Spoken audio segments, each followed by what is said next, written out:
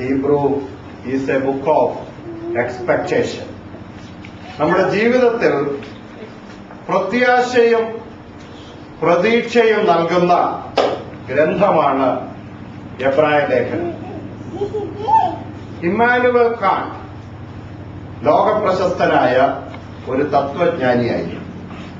Emmanuel Kant അദ്ദേഹം ഒരിക്കൽ പറഞ്ഞു, എല്ലാ മനുഷ്യരും ആഗ്രഹിക്കുന്ന, എല്ലാ മനുഷ്യർക്കും ആവശ്യമായിരിക്കുന്ന 3 കാര്യങ്ങളും.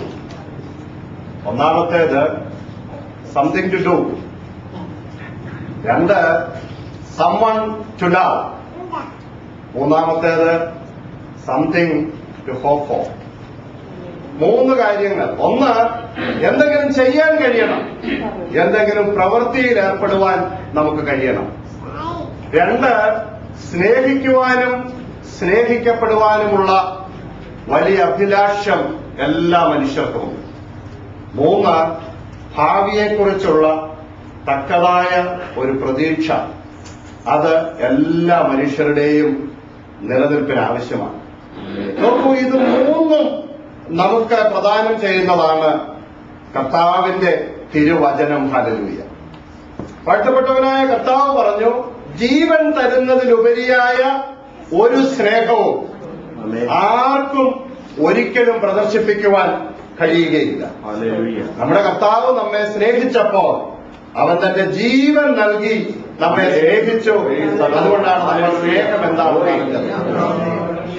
തിരുവെഴുത്ത് നമ്മോട് പറയുന്നത് നമ്മൾ കർത്താവിനെ സ്നേഹിച്ചു എന്നല്ല, നമ്മൾ ആദ്യം അവനെ സ്നേഹിച്ചു എന്നല്ല, അവൻ നമ്മെ സ്നേഹിച്ചു. അങ്ങനെയാണ് സ്നേഹം എന്താണ് എന്ന് നമുക്ക് മനസ്സിലാക്കുവാൻ കഴിയുന്നത്. 2, നമുക്കെല്ലാം ചെയ്യുവാൻ ഒരു പ്രവൃത്തി നമ്മുടെ കർത്താവ് ഏൽപ്പിച്ചിട്ടുണ്ട്.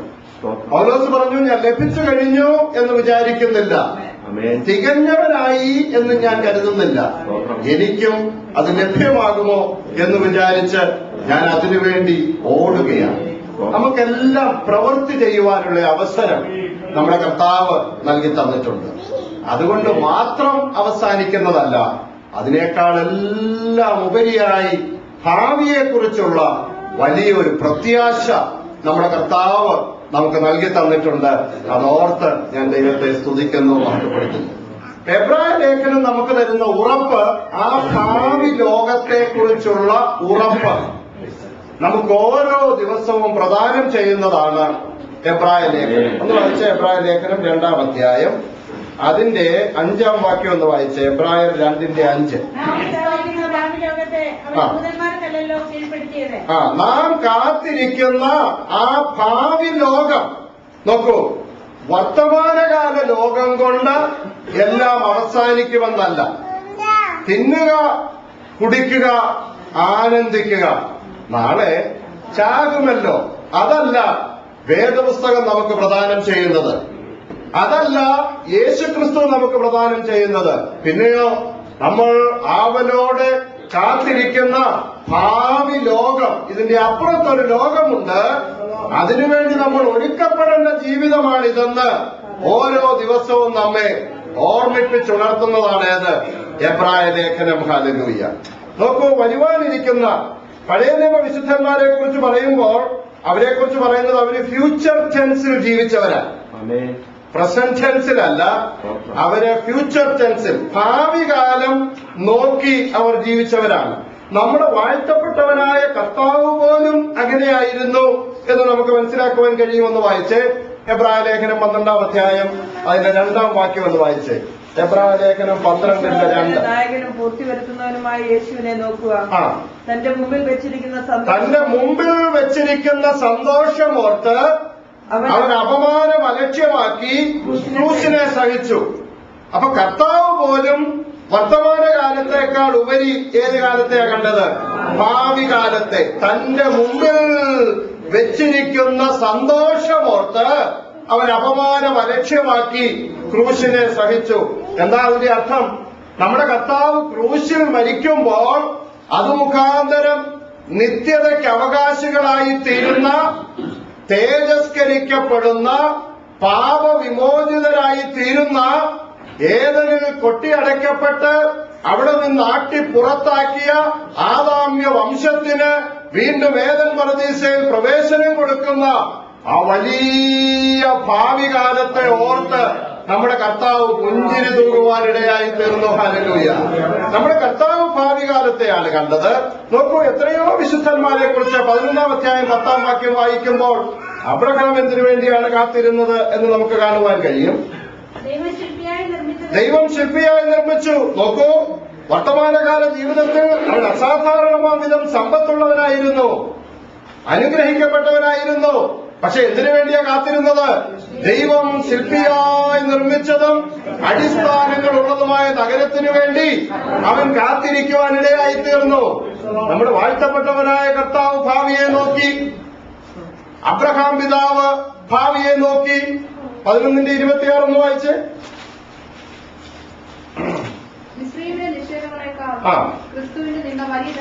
ഇതാ ഇവിടെ ഒരു മനുഷ്യൻ, അദ്ദേഹത്തിന്റെ പേര് മോശ എന്നാണ്, ഫറവോന്റെ പുത്രിയുടെ മകൻ എന്ന് വിളിക്കുന്നത് നിരസിച്ചു, തിരസ്കരിച്ചു. ഞാനിനി അങ്ങനെ അറിയപ്പെടുവാൻ ആഗ്രഹിക്കുന്നില്ല. നമ്മുടെയൊക്കെ ജീവിതം പരിശോധിച്ചാലോ, നമ്മുടെയൊക്കെ ജീവിതത്തിൽ നമ്മുടെ കുടുംബ ബന്ധങ്ങളിൽ എവിടെയെങ്കിലും ഉന്നതസ്ഥാനീയരായിട്ടുള്ള ആരെങ്കിലും ഉണ്ടെങ്കിൽ അവരുമായിട്ടുള്ള ബന്ധം ചേർത്ത് പറയുവാൻ നമ്മൾ എത്ര വ്യഗ്രതയുള്ളവരാ. അതെന്റെ ഇന്നാരാണെന്ന് പറഞ്ഞ ബന്ധം സ്ഥാപിക്കാൻ നമ്മൾ ശ്രമിക്കും. പക്ഷെ ഇവിടെ ഒരാൾ വിളിച്ചു പറയുക, ഞാനിനി ഫറവോന്റെ പുത്രിയുടെ മകൻ എന്ന് വിളിക്കപ്പെടുവാൻ ആഗ്രഹിക്കുന്നില്ല.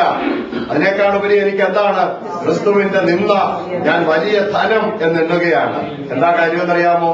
എനിക്കും എന്തുണ്ട്? ഒരു ഭാവി ലോകമുണ്ട്. ഹല്ലേലൂയ. പഴയ നിയമ വിശുദ്ധന്മാരെല്ലാം ആ ഭാവി ലോകത്തെ കാത്തിരുന്നവരാണെങ്കിൽ നമ്മളും ആ ഭാവി ലോകത്തെ കാത്തിരിക്കുന്നവരാകുവാനാണ് കർത്താവ് നമ്മെക്കുറിച്ച് ആഗ്രഹിക്കുന്നത്. എബ്രായ ലേഖനം നമ്മൾ പഠിക്കുമ്പോൾ അതിൽ നിന്ന് നമുക്ക് ലഭ്യമാകുന്ന ഒരു സന്ദേശം എന്താണെന്ന് ചോദിച്ചാൽ അത് ഭാവിയിലേക്കുള്ള ഒരു ചൂണ്ടുപലകയായി നിൽക്കുകയാണ്. It is A book of expectation. നമ്മുടെ ജീവിതത്തിൽ പ്രതീക്ഷയും പ്രത്യാശയും നൽകുന്ന ഗ്രന്ഥമാണ് എബ്രായ ലേഖനം. അടുത്തതായി നമുക്ക് എബ്രായ ലേഖനത്തെ കുറിച്ച് മനസ്സിലാക്കുവാൻ കഴിയുന്നത് it is A book of എക്സാൾട്ടേഷൻ.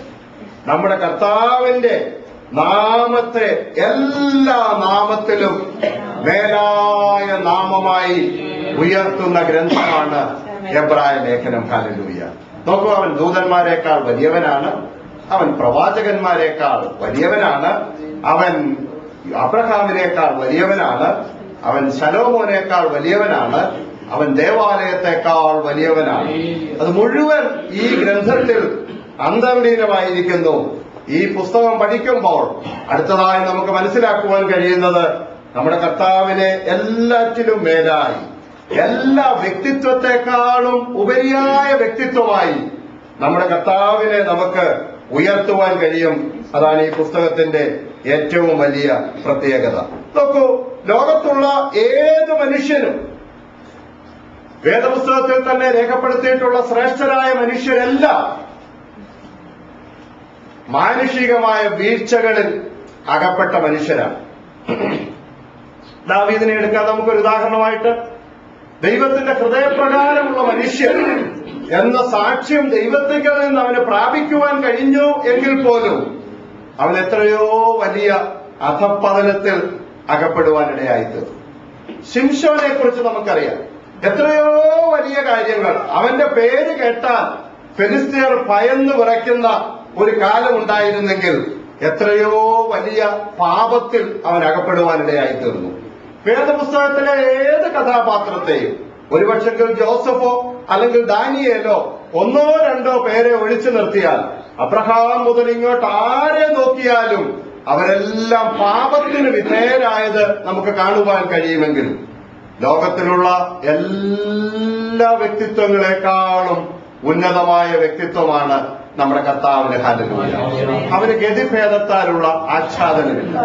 ലോകം വ്യത്യാസപ്പെടുന്നതനുസരിച്ച് നമ്മുടെ കർത്താവ് വ്യത്യാസപ്പെടുന്നില്ല. അതുകൊണ്ടാണ് എബ്രായ ലേഖനകാരൻ വിളിച്ചു പറയുന്നത്, യേശു ക്രിസ്തു ഇന്നലെയും ഇന്നും എന്നേക്കും അനന്യൻ തന്നെ. ഹല്ലേലൂയ.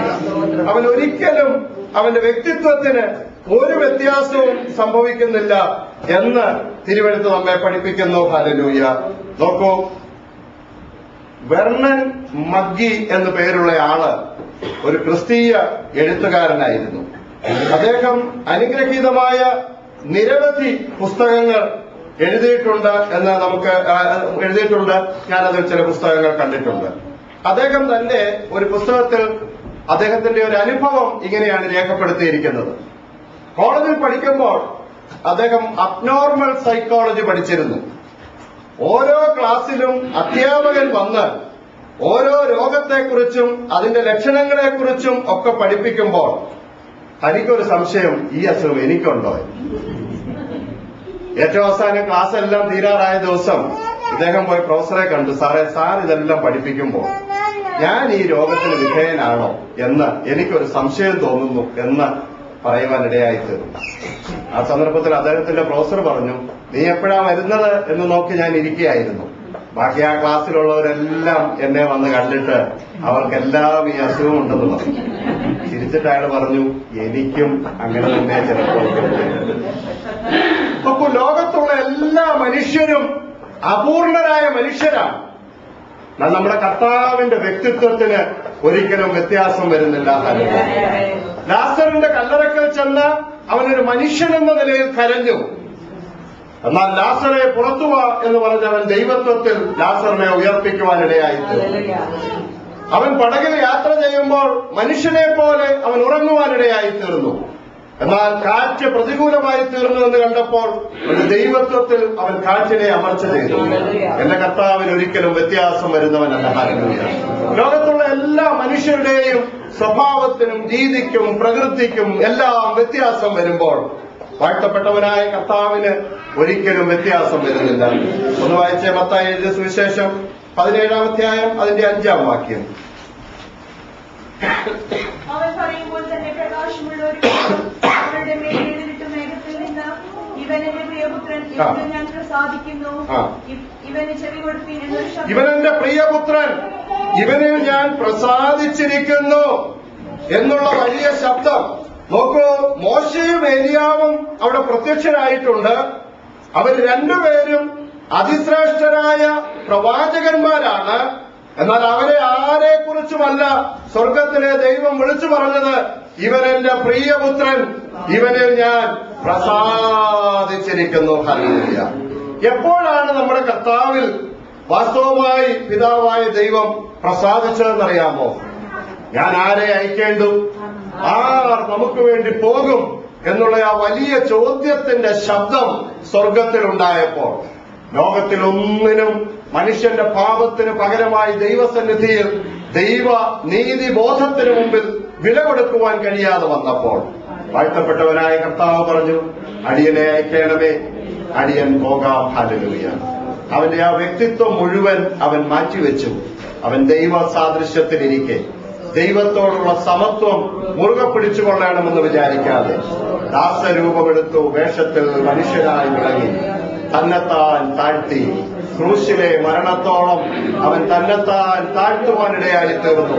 സ്വർഗം വിളിച്ചു പറയുകയാണ്, ഇവൻ എന്റെ പ്രിയപുത്രൻ, ഇവനെ ഞാൻ പ്രസാദിച്ചിരിക്കുന്നു. ഹല്ലേലൂയ, ഹല്ലേലൂയ, ഹല്ലേലൂയ, ഹല്ലേലൂയ. ഒരു വാക്യം കൂടെ വായിക്കാം. യോഹന്നാന്റെ സുവിശേഷം 12-ാം അധ്യായം അതിന്റെ 21-ാം വാക്യം. യോഹന്നാന്റെ സുവിശേഷം 12-ാം അധ്യായം 21-ാം വാക്യം. ഇവർ ഗലീലയിലെ ബെത്സയിദക്കാരനായ ഫിലിപ്പോസിന്റെ അടുക്കൽ ചെന്ന് അവനോട്, യജമാനനെ, ഞങ്ങൾക്ക് യേശുവിനെ കാണുവാൻ താല്പര്യമുണ്ട് എന്ന് അപേക്ഷിച്ചു. നോക്കൂ, യവനായരായ ചില ആളുകൾ അവർ യേശുവിനെ കുറിച്ച് കേൾക്കുവാനിടയായി തീർന്നു. അവനെ കാണുവാനുള്ള വലിയ അഭിവാഞ്ച അവർക്കുണ്ടായി. അവർ വന്ന് ഈ ഫിലിപ്പോസിനോട് പറഞ്ഞു, ഞങ്ങൾക്ക് യേശുവിനെ ഒന്ന് കാണണം. ഹല്ലേലൂയ. ഇന്ന് രാവിലെ സമയം ആ യവനായരെ പോലെ നമ്മുടെ കർത്താവിനെ നമുക്ക് കാണാം. നമ്മുടെ ആരാധനയിൽ നമുക്ക് കാണുവാനുള്ളത് നമ്മുടെ വാഴ്ത്തപ്പെട്ടവനായ കർത്താവിനെയാണ്. നമ്മുടെ ആരാധനയിൽ നമുക്ക് ശ്രദ്ധിക്കുവാനുള്ളത് നമ്മുടെ വാഴ്ത്തപ്പെട്ടവനായ കർത്താവിനെയാണ്. അവൻ തേജസ്കരിക്കപ്പെട്ടവനായി നമ്മുടെ ആരാധനയിൽ നമുക്ക് കാണുവാൻ കഴിയുന്നത് എത്ര ശ്രേഷ്ഠമായ കാര്യമാണ് എന്ന് രാവിലെ സമയം ഓർക്കുക. ഹല്ലേലൂയ. ലോകത്തുള്ള എല്ലാ മനുഷ്യരും മാറ്റപ്പെടുന്നു. ലോകത്തിന്റെ എല്ലാ ഗതി വിഗതികളും മാറ്റപ്പെടുന്നു.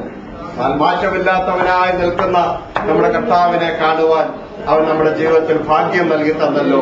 അതാണ് നമ്മെ മറ്റുള്ളവരിൽ നിന്ന് പ്രത്യേകതയുള്ളവരാക്കി തീർക്കുന്നത്. ക്രിസ്തു അങ്ങനെ മാറ്റമില്ലാത്തവനായി നിൽക്കുന്നത് കൊണ്ട് എന്താണ് നമ്മുടെ ജീവിതത്തിലുള്ളത്? ഞാൻ ആദ്യം പറഞ്ഞതുപോലെ അത് നമ്മുടെ ജീവിതത്തിന് പ്രതീക്ഷ നൽകി തരുന്നു, പ്രത്യാശ നൽകി തരുന്നു.